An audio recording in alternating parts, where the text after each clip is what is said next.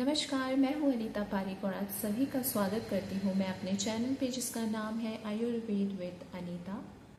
आज हम लोग बात करेंगे कोलेस्ट्रॉल के बारे में। तो जब भी हम कोलेस्ट्रॉल की बात सुनते हैं या अगर हम कोलेस्ट्रॉल शब्द अगर सुन लेते हैं तो हमारे दिमाग में क्या आता है? नेगेटिव। मतलब हमें कुछ पॉजिटिविटी नहीं दिखती है। लेकिन मैं आपको बताते हुए चलूँ कि अगर हमारे शरीर में कोई भी ऐसा सब्सटेंस, कोई भी ऐसा ऑर्गन या कुछ भी अगर हमारे शरीर के अंदर पहले से है ना, तो वो यूं ही नहीं है या वो कोई हमारे शरीर के लिए नेगेटिव नहीं है। वो हमेशा कुछ ना कुछ पॉजिटिव ही करेगा हमारे शरीर के लिए। ये तो हम हैं जो हम अपने स्वास्थ्य का ध्यान नहीं रखते और जिसके वजह से जो पॉजिटिविटी होती है हमारे अंदर की वो सारी नेगेटिविटी में बदल जाती है। क्योंकि ये हम जानते ही हैं कि किसी भी तरह कोई अगर अच्छी चीज़ है ना, कोई लाभ पहुंचाने वाली चीज़ है ना, जैसे कि अगर हम बादाम की बात करें या अखरोट की बात करें या फ्रूट्स की बात करें, अगर वो भी आप अति में खाएंगे या अगर आप अति कर देंगे ना उसकी, तो वो भी नुकसानदायक होता है। वो कोई हमारे लिए लाभदायक तो होगा नहीं, हानिकारक हो जाएगा। तो इसी तरीके से कोलेस्ट्रॉल का भी यही कहानी है। कोलेस्ट्रॉल हमारे एक्चुअली में जो हमारी जो बॉडी है वो सेल से बनी हुई है। अब इस सेल का जो आउटर मेम्ब्रेन होता है ना, जो बाहर की जो उसकी स्किन होती है, उसको बनाने में, उसको एक स्ट्रक्चर देने में, उसकी मतलब बनावट बनाने में और उसकी फ्लूइडिटी मेंटेन करने में जो कोलेस्ट्रॉल है ना वो बहुत ही कारगर है। मतलब वो बहुत बड़ा रोल प्ले करता है, मेजर रोल प्ले करता है। साथ ही साथ में मैं आपको बता दूं कि कोलेस्ट्रॉल जो है वो थोड़ा सा वैक्सी टाइप का और फैटी सब्सटेंस होता है। तो ये हमें एक ध्यान रखने वाली चीज़ है कि आगे जब हम देखेंगे कि ये जब अति हो जाता है, जब कोलेस्ट्रॉल लेवल्स हाई हो जाते हैं, तो ये किस तरीके से इफेक्ट करता है हमारे बॉडी में। दूसरी बात, जब मैं इसके लाभ के बारे में बात करती हूँ या फिर जब मैं ये बता रही हूँ आपको कि ये किस तरीके से हमारे बॉडी के लिए काम करता है, तब आ जाता है हॉर्मोन्स। हमारे जो बॉडी के हॉर्मोन्स होते हैं, खास करके जो सेक्स हॉर्मोन्स होते हैं और जो विटामिन डी है, इन दोनों को ही, जैसे विटामिन डी का सोर्स हमने खाने से खाया, अभी वो हमने अंदर लिया, लेकिन उसको पचाने में और उसको हमारे बॉडी में अच्छे से पहुंचाने में कोलेस्ट्रॉल का बहुत ही बड़ा भाग होता है। साथ ही साथ जो हॉर्मोन्स होते हैं उनको भी रेगुलेट करने में, उनको अच्छे से चलाने में कोलेस्ट्रॉल का बहुत बड़ा भाग होता है। अब जब हम डाइजेशन की बात करते हैं तो डाइजेशन के प्रोसेस में भी कोलेस्ट्रॉल का बहुत बड़ा भाग होता है। तो आप समझ गए ना कि कोलेस्ट्रॉल किस तरीके से हमारे बॉडी के लिए अच्छा होता है। लेकिन जब हम उल्टी सीधी चीज़ें खाते हैं, जब हम अपना नियम नहीं रखते हैं खाने पर कोई भी, और उल्टी सीधी चीज़ें खा के हम जब अपने शरीर को नुकसान पहुंचाते हैं, तब कोलेस्ट्रॉल लेवल्स जो है वो हाई हो जाते हैं। जो लेवल्स हमारे बॉडी को स्वस्थ रख रहे थे उनको तो हमने रहने नहीं दिया और हमने उसको अप कर दिया। अब ये नुकसान पहुंचाते हैं। किस तरीके से नुकसान पहुंचाते हैं वो भी आप समझिए। जैसे मैंने आपको पहले बताया कि ये एक फैटी और एक वैक्सी सा सब्सटेंस होता है, तो जैसे ही कोलेस्ट्रॉल हाई होता है या ज़्यादा हो जाता है हमारे बॉडी में, तो वो एक प्लेग का रूप ले लेता है। अभी प्लेग क्या करता है, ये मतलब कोलेस्ट्रॉल दूसरे हमारे बॉडी के सब्सटेंसेस के साथ मिल जाता है और मिक्स होके प्लेग का बिल्डअप करता है और ये हमारे आर्टरी में जाके चिपक जाता है।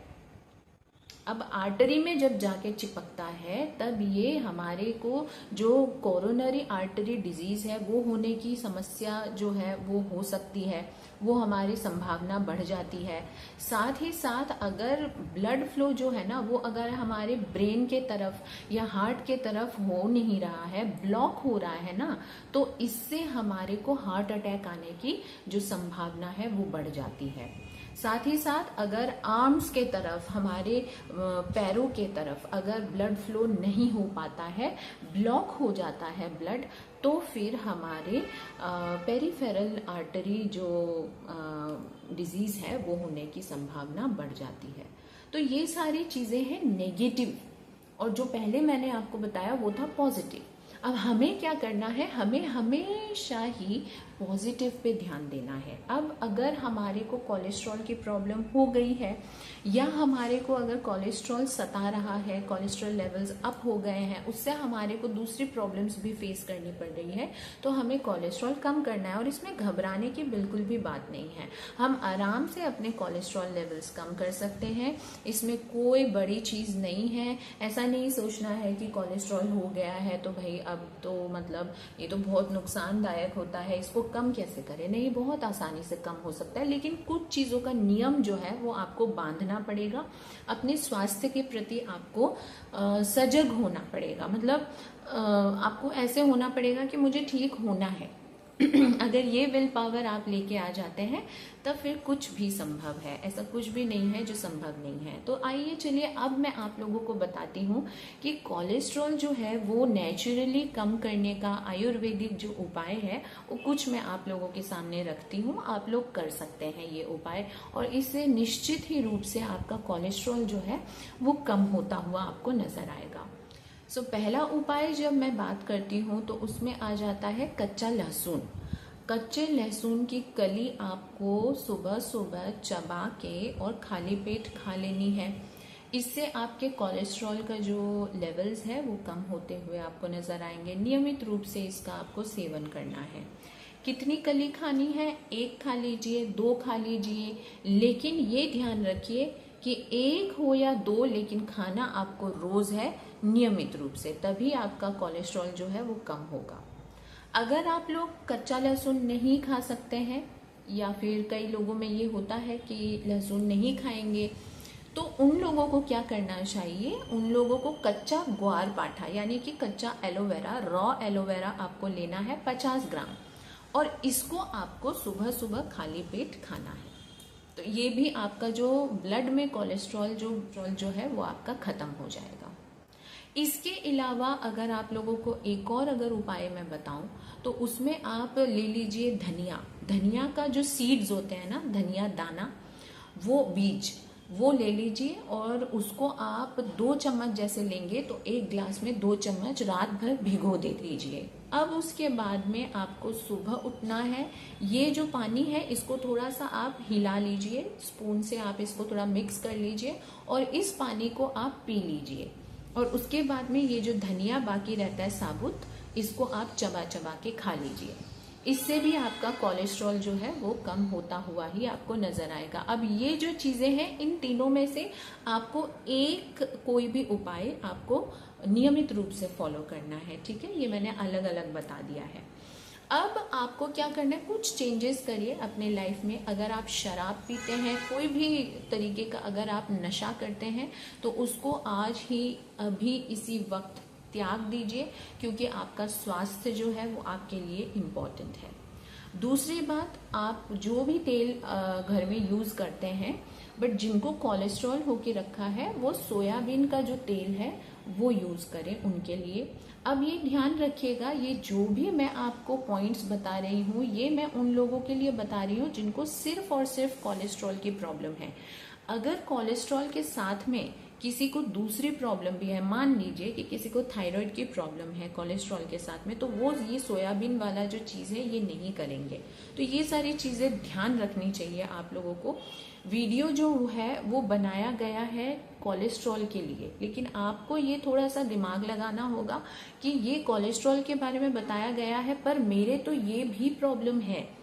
तो अगर ऐसा कुछ भी होता है ना, तब आप जो दूसरे मैंने जो नेचुरली जो चीजें बताई हैं वो आप यूज कर सकते हैं। वो आप जैसे आप थायराइड की किसी को प्रॉब्लम है तो वो धनिया वाला कर सकते हैं। आप थायराइड भी है आपको और कोलेस्ट्रॉल भी है, तो आप धनिया वाला चीज जो है वो कर सकते हैं। लहसुन वाला तो आप कर ही सकते हैं, वो तो मतलब सबको ही मतलब अच्छा रहेगा। तो ये आप ध्यान रखिएगा। साथ ही साथ मैं कुछ आप लोगों को और चीज बता रही थी, जैसे कि नींबू। हाँ, नींबू का रस या फिर आंवला का रस, इन दोनों में से एक आप चूज कर लीजिए। अगर तो आप नींबू अपने यूज में लेते हैं डेली में, तो आप नींबू का रस जो है नींबू निचोड़िए दाल में और फिर उसका सेवन करिए, आपके लिए बहुत जरूरी है। नियमित रूप से इसको डाइट में इंक्लूड करिए। अगर आप नींबू नहीं लेते हैं तो आप एक आंवला जो है वो खा लीजिए। लेकिन अगर मैं आपको सजेस्ट करूंगी कि खाने के बदले जो है उसका जूस निकाल के पीना ज्यादा अच्छा रहता है, क्योंकि वो डायरेक्ट आपके ब्लड में जाता है। ठीक है, जूस जो होता है वो डायरेक्ट आपके जल्दी पहुंचता है और जल्दी आपके ब्लड में पहुंच के और फिर जो वो प्लेग जो है फॉर्म हो रहा है उसको खत्म करने में मदद करता है, कोलेस्ट्रॉल लेवल्स को खत्म करने में मदद करता है। साथ ही साथ आप अपनी डाइट में अंकुरित दालें जो है वो इंक्लूड करिए। दाल जो है वो इंक्लूड करिए और वो अंकुरित होनी चाहिए।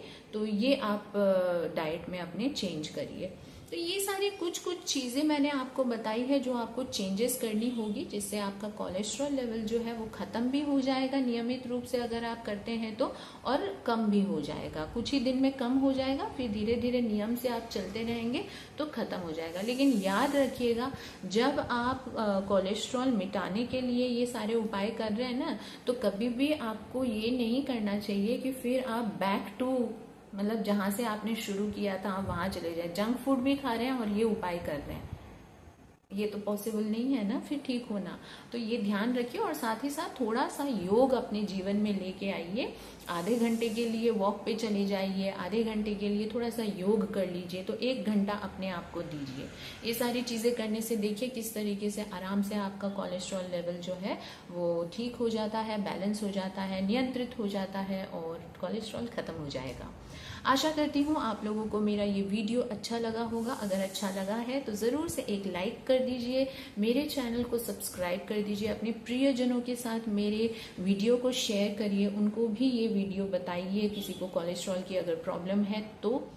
और आपको साइड में बेल आइकन दिखेगा, उसको ज़रूर से आप प्रेस कर दीजिएगा ताकि मेरे जो भी लेटेस्ट वीडियोस हैं वो आपको जल्द से जल्द मिल जाए। Thank you so much for watching this video. Narayan Narayan, जय माता रानी।